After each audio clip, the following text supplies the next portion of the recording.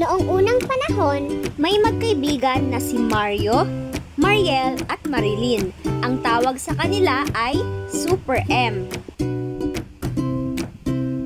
Isang araw, habang sila ay naglalaro sa isang malawak na lugar, may napansin si Mariel na isang bahay na parang walang katao-tao at agad-agad niyang tinawag si Marilyn. "Halika Marilyn, tignan mo ang aking nakikita." At agad nila itong tinignan. Habang papalapit na sila sa bahay na iyon, ay agad naman silang tinawag ng kanilang mga ina. Kinabukasan, kwento ni Mariel ang kanyang nadiskubre.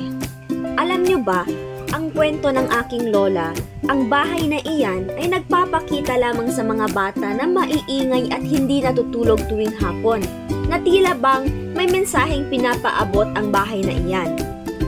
Nang marinig ang kwento ni Mariel, napatakbo ng mabilis si Marilyn pauwi sa kanilang tahanan upang matulog at naiwan na kasama ni Mariel ay si Mario. Ang dalawa ay nangangatog na sa sobrang takot hanggang sa napag-isipan nilang umuwi na lamang. Kinagabihan, pinuntahan ni Mario ang bahay na iyon upang silipin. Habang lumalapit siya sa walang katao-taong bahay, taimtim siyang nanalangin upang hindi siya matakot. Ngunit bigla siyang nagulat. Ang bahay ay mas lalong dumilim. Hanggat ito'y tuluyan nang nakalapit sa itim na bahay, si Mario ay takot na takot sa biglaang pagbabago ng kulay. Kaya tumakbo na lamang siya pauwi sa kanilang tahanan.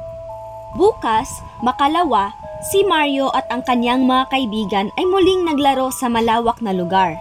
Habang sila ay naglalaro, ang isip ni Mario ay nasa bahay na iyon at nagplano ito ulit na balikan kinagabihan na kasama na ang kanyang mga kaibigan.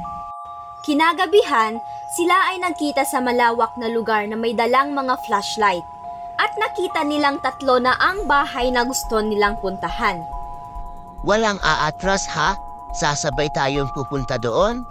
At sabay naman sinabi ni na Mariel at Marilyn na, "Tama! Hindi tayo aatras. Kulay lang yan." At pinasok nila ang madilim na bahay. Napasigaw silang tatlo dahil sabay namatay ang kanilang mga flashlight. Sa sobrang lakas ng kanilang sigaw, may kakaibang tunog silang narinig. At ang kanilang mga tinig ay nangangarag sa sobrang takot. Dahil na rin sa dilim, nang biglang may nakita silang konting spot ng ilaw na buhayan ng loob si Mario. Hanggang ang maliit na spot ng ilaw ay unti-unting kumalat at naging maliwanag at sila ay napahanga sa kanilang nakita sa loob ng madilim na bahay na ito. At ang nakita nila sa loob ng kwarto ay mga palamuti na samot-saring kulay na mga Pasko na may napakaskil na ang mga masunuring bata ay makakatanggap ng regalo. Agad naman silang nagtitinginan at kitang-kita ang pagkamangha ng tatlong bata. Mula sa araw na iyon, ang tatlong magkaibigan ay naging masunuring, mabait at mapagmahal na anak sa kanilang magulang.